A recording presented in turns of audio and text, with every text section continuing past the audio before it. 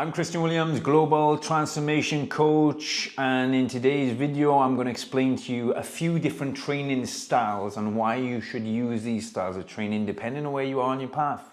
If you haven't done yet, subscribe to this channel, comment below, like this video, click on the notification bell, and you'll get updated every time there's a new video.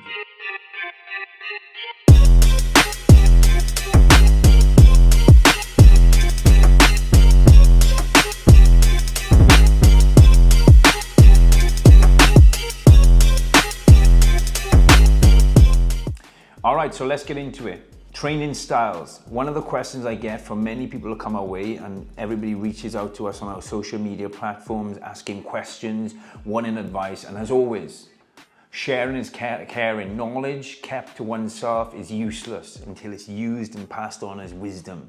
And that's what we're doing now. So, there's multiple different ways to skin a cat, as they say, but also it depends on where you are and what you necessarily need.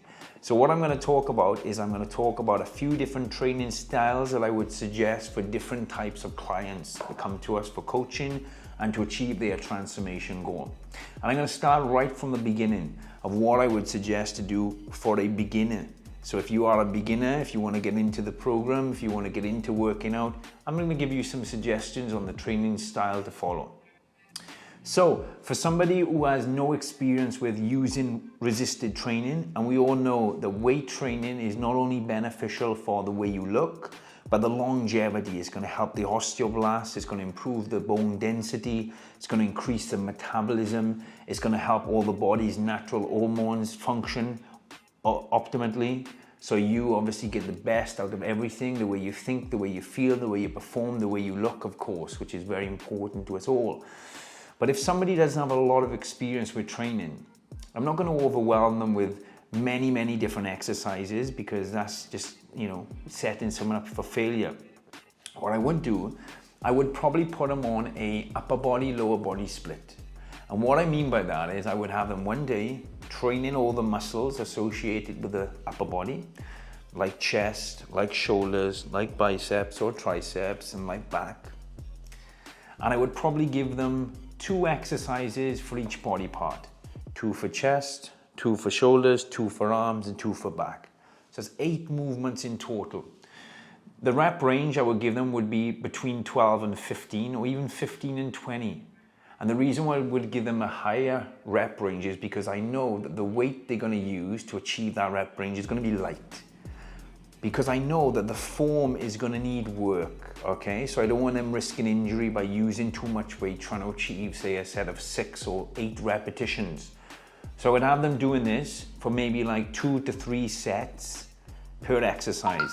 And if you don't know the difference, if you are a beginner between a repetition and a set, a repetition, for example, on a chest press would be up and down. That would be 1 repetition. And if I had 12 repetitions to do, I would go up, down 12 times. That would equal 1 set. Then I would repeat for another set of 12 repetitions before moving on to the next exercise. And then I would do the same for lower body. I would combine some exercises for the fronts of the legs, which are the quadriceps, for the backs of the legs, which are the hamstrings, for the glutes, which is obviously the buttocks, and for the calves, which is obviously the lower leg. And I would do the same. 2 exercises per muscle group, okay? For around 12, 15 or 15 to 20 reps, 2 to 3 sets. And that would be our upper body workout and lower body workout. I wouldn't get too technical with the amount of rest periods in between. I would just say to people, look, give yourself 45 minutes to 1 hour. Go in, perform the set when you feel comfortable and ready, and then rest. Make sure you extract some of the key lifting kind of feelings as are going on, so you focus your attention inwards, and then repeat. And I would either do this once each body part a week, so that's 2 workouts for the first week, for example, or the second week, and the second week, or I would maybe do it over 4 days. So I would do upper body, lower body, upper body, lower body. And this would probably be dictated by the age of the person, their lifestyle, how new they are completely, their experience, are they coming from a sporting background, how they look, are they very ectomorph by nature, are they carrying too much weight but ultimately either 2 times a week or 4 times a week. That is for a beginner. Once they progress, which you will, or if you're already at that intermediate level at the moment, I would suggest doing something like a push-pull legs workout style. And what I mean by that is we do all the exercises and the muscle groups that are pushing in nature, or in movement, I should say. And then we do all the exercises that are pulling, and then we do legs. So for example, if I do a chest press, it's a push. If I do a shoulder press, it's a push. If I do a tricep push down, it's a push. So I would combine chest, shoulders, and triceps in that workout. Then the next workout, I would do a pull. And I would do back, traps, and biceps, for example, because I'm pulling the weight up. And then I would do legs, and I would do the same for legs. I would do quads, glutes, hamstrings, and calves, okay? And I would aim for maybe pushing the amount of sets a little bit higher. So rather than starting at 8 exercises now, I may push anywhere between 10 and 12. But then it depends on how much time the person has and how progressed they are along. So I would do the same. I would maybe, rather than do just 2 movements for chest and then 2 movements for shoulders, I might do 3 movements for chest, 3 movements for shoulders, 3 movements for triceps, and that is 9 exercises, 9 movements altogether. And then I would do it exactly a minimum of 3 sets, but anywhere between 3 and 4 sets per exercise. And I would probably bring the repetitions down a little bit, maybe from 8 to 12 or 12 to 15 repetitions. And I would either have them do 1 day on, where they do in a push workout, they take a rest, they do 1 day on where they do a pull workout, they take a rest, and then they do 1 day on where they do a leg workout, they take a rest, and then they repeat. So that would mean the frequency of their workout and the style is different. They are going to be training more frequently each body part. If you think about it, if they train 1 day push, then a day off, then another day pull, then a day off, then another day legs, then a day off, then they're going to be back onto the push. So you're giving that body enough time to recover, but you stimulate it more by more volume and more exercises, okay? So first, upper body, lower body, push-pull leg system, okay? Then we go into more the advanced training. And up until this point in somebody's training and a clientele, or just you who's, at this level, everything else I will keep to very basic movements, looking at functionality of, mechanically lifting the agonist, which is the performing muscle, and the antagonist, which is the muscle that's stretching in that performing movement. Let me give you an example. If I do a bicep curl, the bicep is the agonist. And the antagonist is the tricep that is attaching to the same limb that has to stretch in order for the agonist muscle to be contracted. All right, so I would keep it very basic.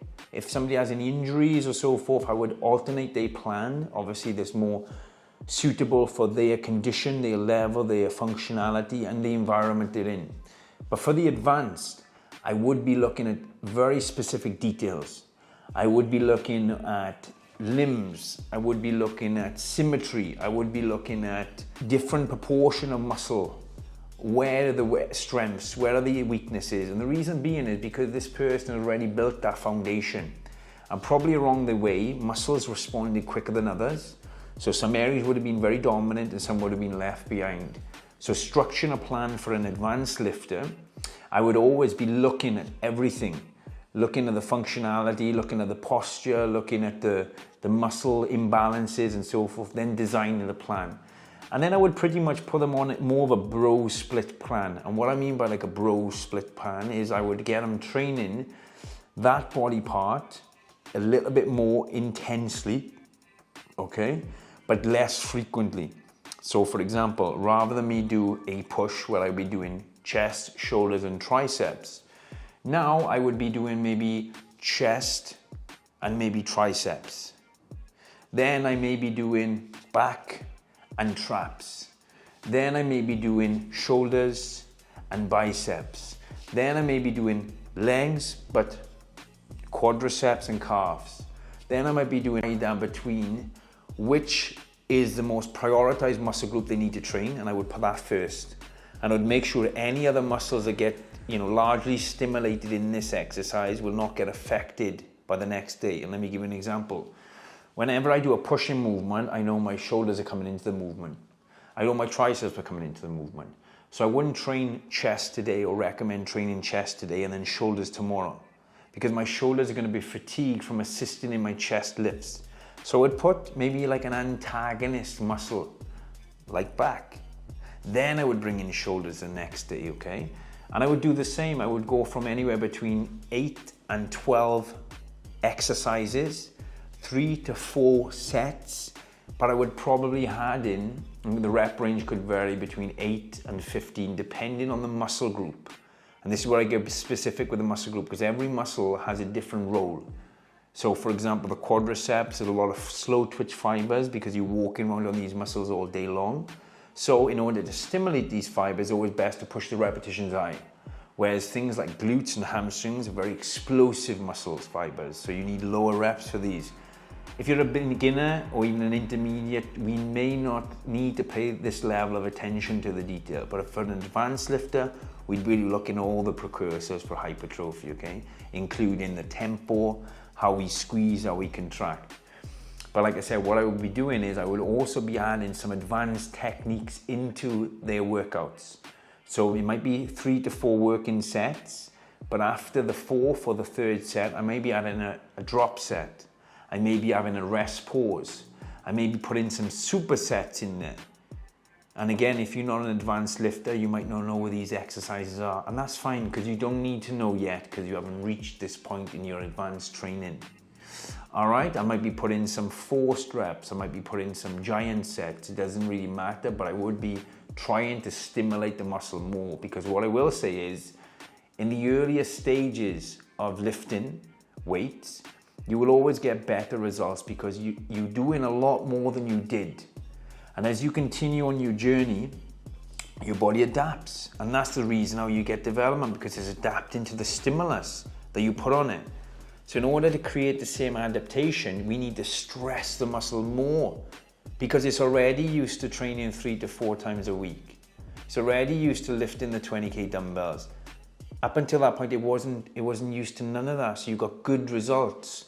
Now, you need to look to push to the next level, and that's where you need that advanced approach.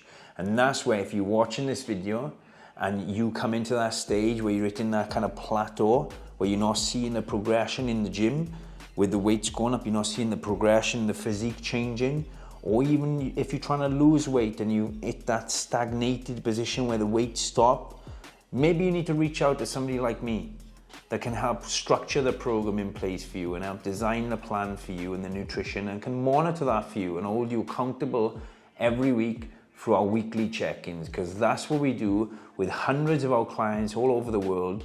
And all you got to do is click on the link below and check out our website, check out our Instagram, check out our Facebook page. We are creating and helping men and women all over the globe achieve a body that they saw here but never thought they could.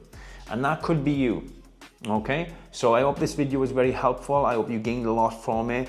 As I said, click on the links below, check out more what we do, subscribe to this channel, and if you haven't done yet, like this video, share this video, and comment below, because as always, I'm always willing to give back. And if you have any questions, if you want any more information, all you got to do is ask. Sharing is caring. #BullMode.